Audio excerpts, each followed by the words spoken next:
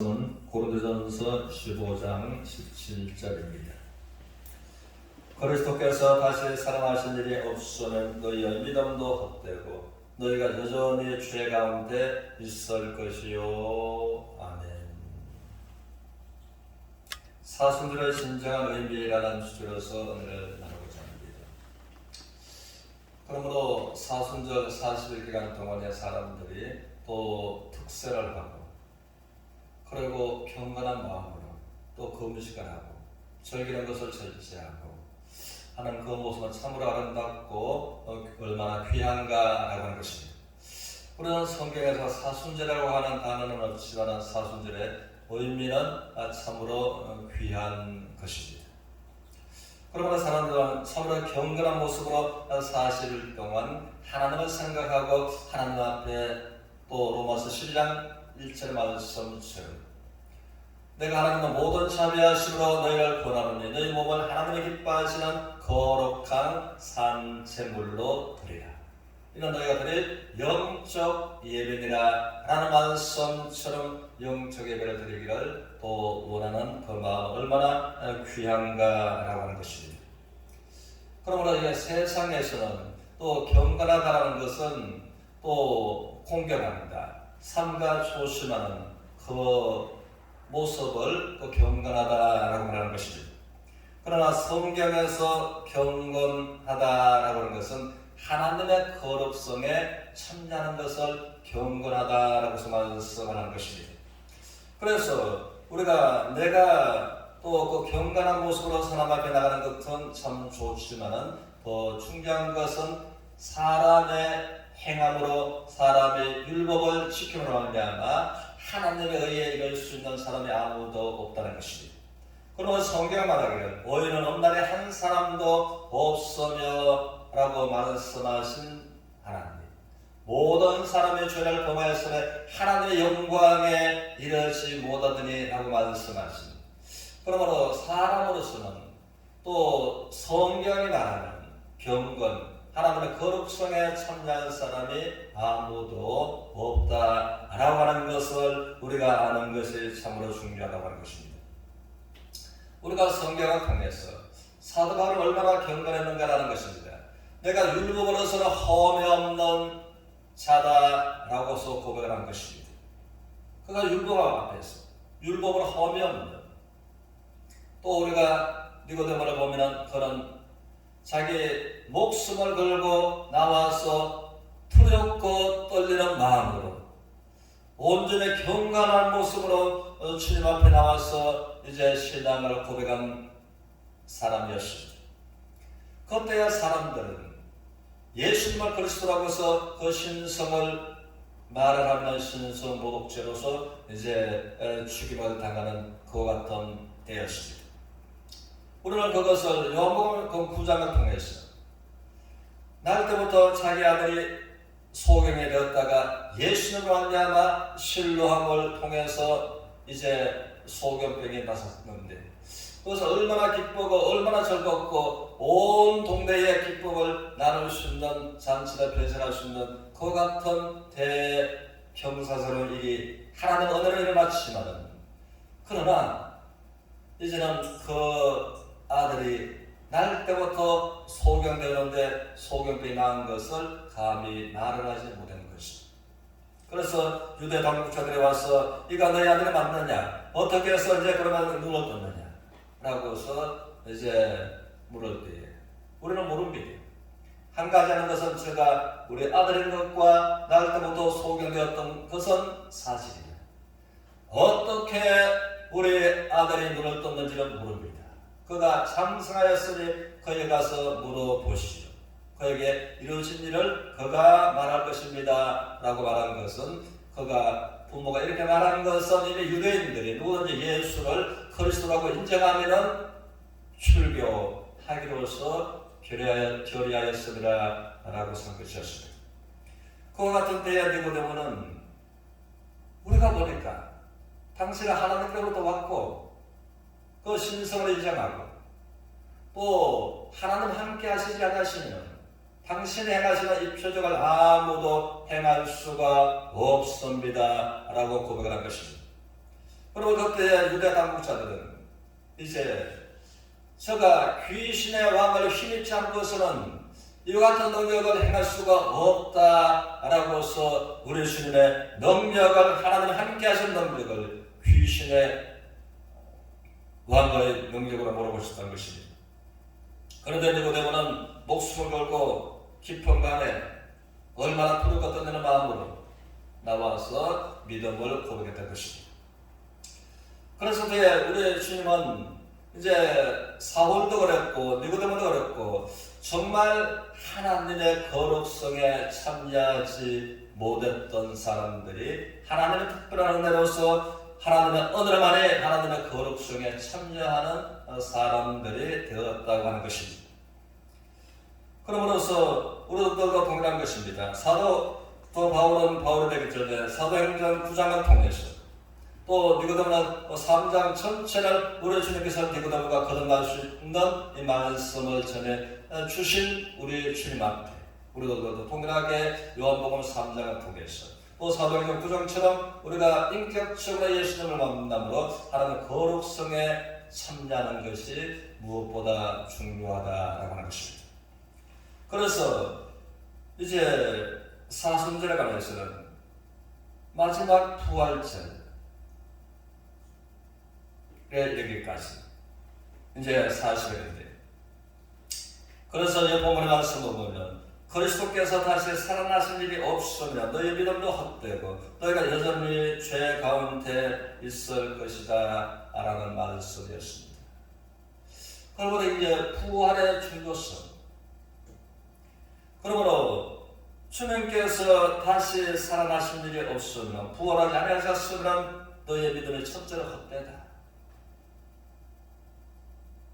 너희가 여전히 죄 가운데 있다 라고서 말씀하신 이 말씀을 우리가 알고 이 문제가 우리 마음에 또 해결되는 것이 진정한 사순절의 또 핵심이며 의미다 라고서 우리가 말할 수가 있겠습니다.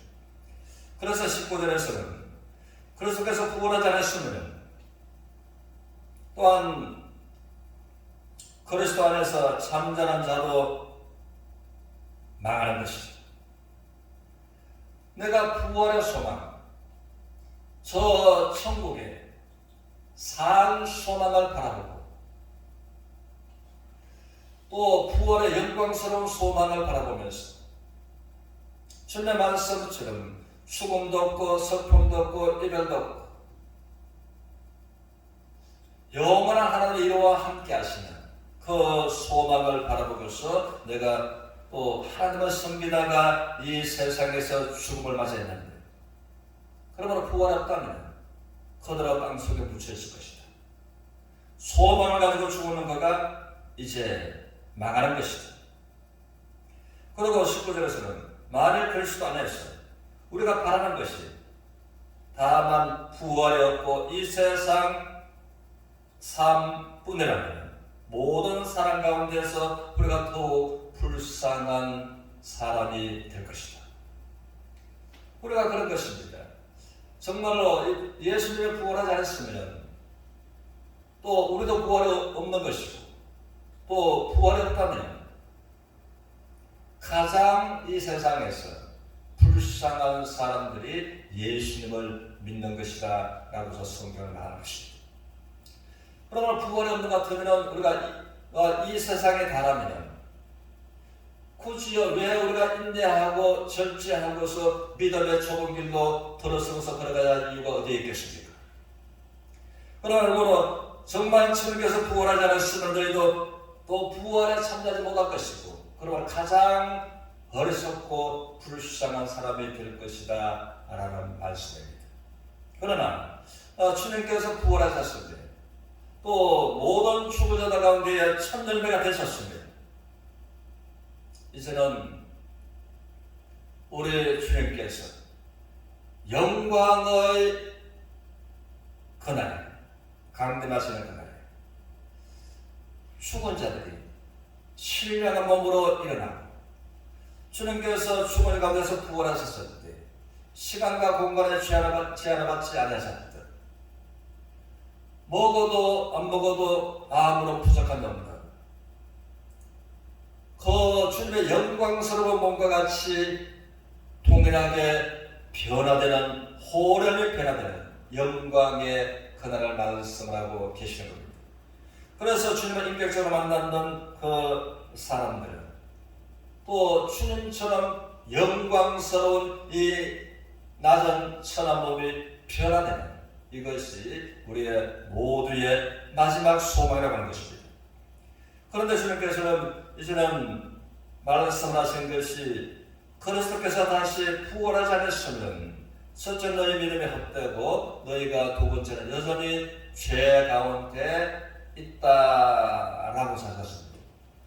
그럼 내가 잘 믿고 있는데, 나는 때로는 목회교인인데, 나는 교회 중직자인데, 예수님의 부활이 없으면 내가 잘 믿고 있는데 내가 왜 여전히 죄 가운데 있는가 라고 하는 것입니다. 그래서 주님의 부활은 우리의 죄와 절대로 관계가 있는 것이 주님의 부활이라고 하는 것입니다. 그래서 로마서 4장 25절을 통해서는 예수님의 죽으심은 우리의 범죄함 때문에 십자가에서 단번에 죽으십니다. 예수님의 부활하셨으면 우리를 의롭다 하심을 위해서 부활하셨다라고 말씀하십니다. 그러면 십자가 죽으심은 우리의 죄 때문에 죽으셨고, 또 십자가에서 죽으셨다가 장세전 지난 지 3일 만에 부활하신 것은 우리를 의롭다 함을 위해서 부활하신 것입니다. 이해가면서 그러므로 이사야서 53장은 메시아 고난의 예언이신 것입니다. 그러면 이사야는 예수님이 오시기 700년 전에 하나님으로 말미암아 계시를 받았고 환상을 보고서 예수 그리스도가 안에서, 그는 처음에는 예수 그리스도를 잘 몰랐습니다. 그러나 그를 또 환상을 통해서 계시를 통해서 이제 보았던 것입니다. 하나님의 특별한 영감에 대해서. 그런데 한 사람이 온몸이 찔리는데 나의 허물 문제가 해결되고 온 인류의 허물 문제가 해결되는 것을 그를 보면서 너무나 신기해서 놀랐습니다. 또 그가 온몸이 상하는 모습을 보면서 나의 죄의 문제가 순식간에 도말되는 것을 보면서 너무나 그는 놀랐습니다. 자기의 했던 죄뿐만 아니라 모든 사람들의 죄가 순식간에 사라지는 모습을 보면서, 그러므로 그가 찔리고 그가 상함으로 허물과 죄의 문제가 순간적으로 도말되는 것을 그는 보았습니다. 그러므로 우리의 죄가 빽빽한 구름처럼, 우리의 허물이 짙은 안개처럼 많았지 말한 것이 순식간에 도말되는 것을 이제는 바라보고서 그는 놀라서 찬양한 것입니다. 그러면서 제가 누군가라고서 이제 살펴보았을 때에 그가 장차 오실 하나님 아들 독생자 예수 그리스도인 것을 알고서 그는 이사야서 44장 22절 통해서 찬양을 했던 것입니다. 그런 것입니다. 그러므로 우리 주님께서 부활하신 그것은, 주님께서는 도마에게 말씀하셨듯이 너는 나를 보지 않고서 못 믿겠다고 했는데 내게라 와서 나의 못자국을 만져보고 나의 장자국에 손을 넣어보고 그러고 믿는 자가 되라 라고 해서 말씀하신 주님 앞에, 주여 주는 과연 그리스도시고 살아계신 하나님 아들이니이다 라고서 고백한 거 고백처럼, 그러므로 주님은 너는 나를 보고서 믿느냐, 보지 않고 믿는 자가 더 복되다 라고 말씀하신 우리 주님의 말씀 앞에, 그러므로 주의 성령의 능력을 말미암아 우리가 예수님을 또 못 박히신 죽은 가운데서 부활하신 예수님을 보지 못했지만 주의 성령의 은혜로 말미암아 우리가 믿게 되는 것입니다. 그래서 베드로전서 1장 8절을 통해서 너희가 예수를 보지 못하나 사랑하는 것들, 이제도 보지 못하나 믿고 말할 수 없는 영광스러운 즐거움으로 기뻐하니 이는 너희 믿음의 결국인 곧 영혼의 구원을 받은 까닭이다 라고 해서 말씀할 것입니다. 우리가 보지 않는 자를 어떻게 사랑하고 보지 않는 자는 어떻게 영광스러운 즐거움을 빌 것인지. 그러므로 주의 성령으로 말미암아 누구든지 주의 성령으로 말미암지 않고서는 예수를 주라 할 수가 없느니라. 참으로 성령을 하지 않고서는 예수님을 인격적으로 만날 수가 없다는 것입니다. 입술로 고백이 아니다. 그러므로 마음으로부터 인격적으로 예수님을 만나게 됐을 때 사울의 바울로 바뀐 것이고, 그러므로 우리가 영혼의 구원을 받을 때에 예수님이 믿어지는 것입니다. 그랬을 때에 예수님의 십자가의 그 상처가, 십자가의 상처는 나의 허물 문제를, 나의 죄의 문제를 해결하신 그 예수 그리스도, 우리의 죄를 도말하신 유일한 정표가 부활하신 몸의 상처를 가지고 계신다는 것입니다. 그러므로 내가 예수님을 인격적으로 만났으면, 예수님이 내 마음에 들어와 계시면, 계시록의 말씀처럼 볼자마자 내가 문 밖에 서서 두드리니 누구든지 내 음성을 듣고 마음문을 열면은 나는 그에게 들어가 그런 나로 더불어 먹으리라 사귐이 있으리라라고 말씀하신 말씀처럼 내가 정말 인격적으로 만났으면, 주님을 인격적으로 내 마음에 모셨으면 나의 허물의 문제를, 죄의 문제를 도말하신 예수 그리스도께서 내 안에 들어와 계심으로써, 그러므로 내가 완전한 허물의 죄의 문제가 도말된 그 은혜 가운데 참여하는 모두가 되시기를 주님의 이름으로 축원합니다.